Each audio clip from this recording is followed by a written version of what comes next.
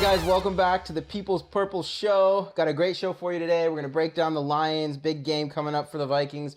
Before we do that, I want to take a quick moment to thank our sponsors. So, Chapter 1 Films, which is Greg's video production company, helping businesses tell their story more effectively using video. Also sponsored by Snyder's Pretzel, although after last week's performance, we might have to think about terminating that partnership because it's not getting the job done. And then, of course, as always, the show is brought to you by Trey Wayne. So, Trey, thank you for your support of the show. All right, man. Got a Kirk Cousins science fact of the week. You like that? Totally ready. You like that? Man. All right. Did you know 10% of all human beings ever born at any time in history are alive at this very moment? You like that? You like that? Wait, 10% of... So we represent 10% of people in history? I guess that number is going to go down, right?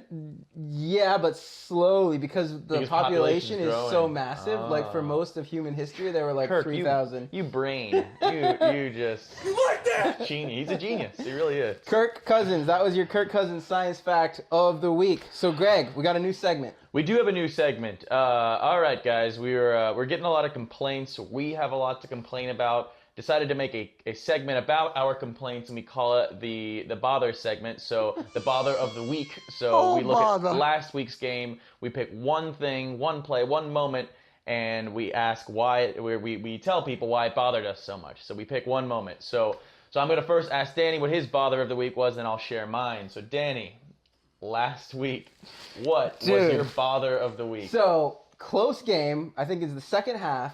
We're kind of falling behind the Saints, but we're still very much in the game. Kirk Cousins drops back to pass, gets some pressure, starts rolling out to his left, looking downfield, and there's a D lineman closing in on him. And so you're like, all right, he's clearly in trouble here. Like, clearly this is going nowhere good. So you're like, okay, he's got three choices. One, he can try to throw the ball downfield. Maybe he's got a receiver open. Two, you just throw the ball away, and at least we don't lose any yards. Or three, you concede, you slide, you take the sack. Right? And that sucks because it's like a 4-yard loss or something. But like any one of those options. But he does not throw the ball downfield. He does not throw the ball away. And he does not slide. Instead, he sort of like spazzes out and sort of like tucks in and then just runs straight into the defender who flattens him and forces a fumble, which they ran back for a touchdown. Now, fortunately, it turned out he was down just barely, so the fumble was overturned. But that was sheer luck. So come on, Kirk. Like that bothered me. Oh, bother. All right, man. What's yours? All right, so last week, bother of the week for me is Laquan Treadwell spiking his helmet into the ground after an already rough moment. It's like, of all people in the world, so we can take the whole Adam Thielen thing. He fumbles the ball. It's run back all the way to our 10-yard line, or it was only like the 30-yard line. And you can say that's a bad moment. Maybe you can be frustrated. Treadwell's the one that goes and tackles the guy. And then apparently he's just so livid with Adam Thielen, as if Treadwell has any reason to be mad at Adam Thielen. And he spikes his helmet onto the ground, and they get half the distance to the goal, and they score moments later. I mean, Treadwell, come on. That's the bother of the week for me. Ooh. Terrible. All right, man. Let's get to headlines. So, trade deadline happened this week. A lot of action in the NFC North, including the Packers traded Clinton Dix and Ty Montgomery. And we had Detroit trading away Golden Tate. So what are your thoughts? Honestly, I'm happy about both of those. You got to be. Golden Tate going to the Eagles is a little like it's just them and the Rams, man. It gets scary every time they get trades and stuff. But I mean, it's super good for us. I think that Golden Tate is an assassin, man. I do not like playing against him. He's a super dynamic receiver. And on the Packers end, they're just a dumpster fire, man. Like the Packers to me are just like Mike McCarthy honestly is super happy that they get to point at Ty Montgomery and be like, that's why we're losing. When you have Aaron Rodgers, you have no excuse to lose. Yeah. I mean, yeah, Ty Montgomery, they explained the end of that game how he was frustrated that he wasn't getting the ball or whatever the case was, so he ran it out even though it was ill-advised and he fumbled the ball. That's obviously his fault. But that really just bails out all the Packers organization because they're like, oh yeah, it was Ty Montgomery. We'll just trade that guy. He's a super dynamic player too. He's a wide receiver who transitioned to running back. I mean, he's got a lot of versatility. I think he's got way more, versatility than somebody like Buck Allen from the I think they're getting a great trade out of it. So I think that they're silly for doing that, and they're really silly for trading away Clinton Dix. I mean, that guy's awesome. And so it's great for the Vikings. More reasons to say that the Packers suck, because they do. Like, that's just an awful organization. But yeah, I'm happy about it. All right, so on the other side of that, the Vikings didn't make any trades. A lot of people thought we should have. A lot of decent people out there that we could have gotten. What do you think about that? Yeah, I mean, there's a lot of people on Reddit and Facebook that are saying we should have traded for Patrick Peterson, the Cardinals cornerback who wants out. But to me, the only possible position that we would have even thought about making a trade for was the offensive line. I mean, you have to be kidding me. Like, this Vikings team is so deep at every position.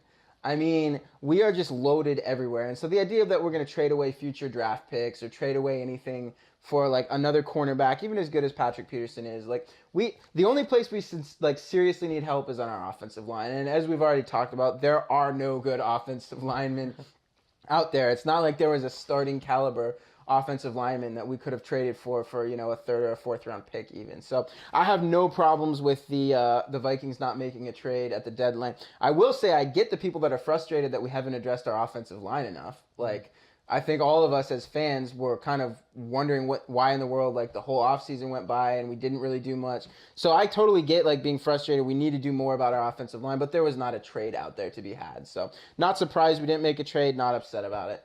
Yeah. All right, injury update. So thank God the bye week is coming up because the Vikings are getting banged up. But so some good news. We have Xavier Rhodes, Dalvin Cook, Riley Reif, and Andrew Sandejo all back practicing this week.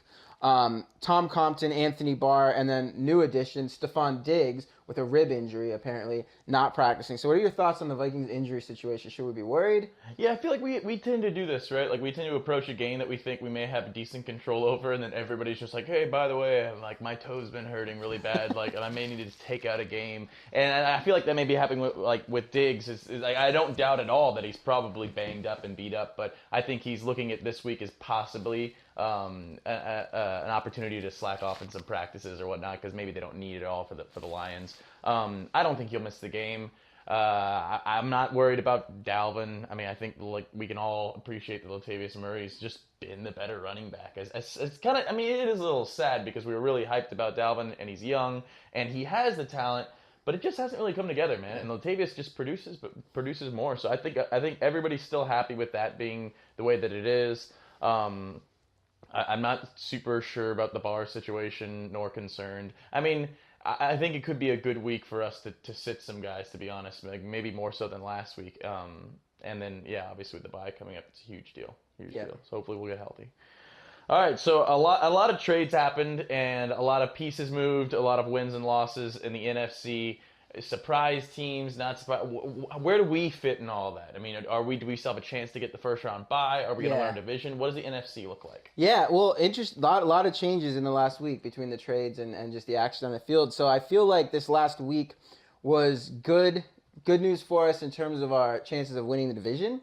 You know, with the Packers losing and the Lions losing, it would have been a little scary right now if the Packers had managed to beat the Rams.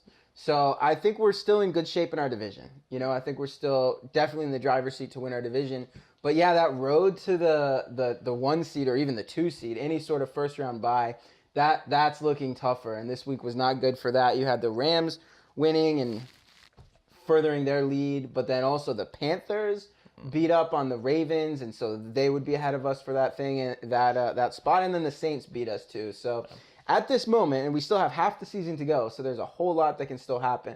But at this moment, I like our chances to win the division, but the first round bye seems questionable. And then you throw in some of the trades. So the Eagles got better, you know, bringing in Golden Tate, and the Rams signed a pass rusher. I'm forgetting his name. From the Jags, I forget his name. Yeah, but the Rams got even better. I mean, the NFC is tough. It is tough. But you know what, man? Our Vikings team, good enough. Get us to the playoffs.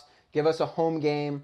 And I like our chances of beating anybody. So, still feel good about it. But, yeah, it looks like the first round bye is a long shot at this point. Yeah. All right, cool. So, we have a letter from my dear Uncle Louie. I thought it was from somebody else this week. No, he's the only person that writes me for some reason. He has nothing better to do with his time. He probably writes letters to he probably writes like hundreds a week. So, dearest nephew, so how did your game go on Sunday? Was it a spectacular triumph? Did you dismantle the Saints as easily as you predicted? I don't know or care because I have better things to do with my time than torture myself. For example, these are all things that I prefer to do. Get a root canal. Spend 6 hours on a flight next to a crying baby. Go on a date with a woman who dresses her dog like a human. Fall out of a moving high-speed train. All of these options are much preferable and much better for your health and mental sanity than watching the Vikings. Love, Uncle Louie. Dude. Thanks. I wonder if he goes and does those things. He probably does. Is he going on dates these days? I don't know. I don't know if he leaves his cave long enough. Anyways, all right, man. Big game coming up. I mean, I say that every week, but it's because they're all big games. This is the NFL. We're playing the Detroit Lions, first of 3 divisional games in a row. Thoughts, expectations? Yeah, man, it's going to be good to get back in the division to really have games that mean a little bit more. I like our chances. I like playing at home against the Lions. You have to be a little worried, right? Like the Lions, we forget they beat the Packers and the Patriots. Yeah. I mean, like if anything, that they're a shot in the dark team that they could just spin around and all of a sudden hit a bullseye. Like they're kind of scary because they're offensive weapons. I don't think that we'll have as much of a problem like as most teams do, just because we play them like so often. So I mean, I'm thinking that it could be a really good game to get us back on track after the Saints game. It puts a little bit more pressure on us, I think, because we lost the game last week. But yeah, I'm excited to get back in the division. Yeah, I agree, man. It will be nice to have a few divisional games. Hopefully, if we win 3 games in a row here, that'll put us in almost an untouchable spot in the division. But the Lions are sneaky good. They always seem to play us tough.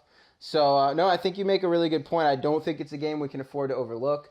We've got the bye week coming up, so players could be looking forward to that. I like our chances, and I'm glad that we don't have to worry about Golden Tate. That makes their passing game a little bit less scary. But at the same time, their running game with Kerryon Johnson is all of a sudden looking better. Yeah. Their defense has been half decent. So, yeah, I really think the Lions are a team that you don't know what you're going to get from week to week. So, all right, man. So, if we lose, why are we going to lose to the Detroit Lions? If we don't protect Kirk Cousins, man, they got a lot of pressure on Aaron Rodgers when they played him, and that's really why they beat them. They had a couple, I think 1 or 2 strip sacks in like the red zone for the Packers. I mean, they got to him, and it's like if that's happening to us with Kirk Cousins' luck of holding onto the ball or deflecting balls at the line of scrimmage, it's not going to look good. Yeah. So I think our front, which is again the weakest part of our entire team, is really going to have to play well and to hold up their front. It's not like they have a great pass rush, but our O-line is really bad. Yeah. So if it doesn't come together, I think we could lose this game. I mean, the Saints had the worst rushing defense in the league. Yeah. And then we came in and allowed pressure 50% of Kirk's dropbacks. Yeah, that was... Can't do that. Can't do it again. All right, so what's the one thing we had to do to win this game? So I was going to say we have to protect Kirk Cousins because I really do think that's what it comes down to. But I will say I think my second biggest is we need to control the Lions' running game. I think if we are able to keep them from being able to run the ball, I think then we can really hone in on Matthew Stafford and pressure him. I think our defensive backfield is good. I mean, we just held Drew Brees to under 115 yards or something. Yeah, lowest output in like 7 years of his career or something. So I think the only way that they're going to be able to really move the ball on us is if they get the run game going. So that's we need to snuff out that run game. I feel like if we do that, we have a good chance of winning. Yep. Score predictions? I'm going to go 31-17 Vikings. Yeah, I was going back and forth on this one. There's a little part of me that feels like this could be a trap game for us. But I think the fact that we lost last week, I think we're going to kind of get refocused. I think it's going to be an ugly game. I think we're going to win like 17-13. I don't think it's going to be fun. I think when we shoot this recap video in a couple days, we're not going to have enjoyed it. But I think that we will get the win. It's going to be stressful. It's going to be ugly, but I think we're going to get the win. So... All right, wrapping up here, but Greg, tell the people what we got coming up the next week or so. So bye week's coming up. Next predictions video will be a couple weeks ahead, but we want you guys to get involved. Start messaging us some looks like. Give us a looks like from a Vikings player or coach. Tell us what they look like. Be detailed. Be funny. We'll read them on air. We'll pick our favorite one, and we'll give you a shout out. So get involved over this bye week. Do it. It sounds good. Send us your messages also. So we've gotten some good feedback from some of you guys. We've gotten like great feedback, but I want some hate mail, man. I feel like we're not a real show until we start getting some hate mail. So do this too. Send us just rip us a new one. Tell us critique. everything that we suck at. And if you do a creative enough, funny enough job, we'll read that on the air too. So send us your looks like, send us your hate mail. And besides that, enjoy the week. Let's beat the Lions. We'll see you guys in a few days when we shoot our recap show. Go Vikings, and baby. Then let's do it. See you guys.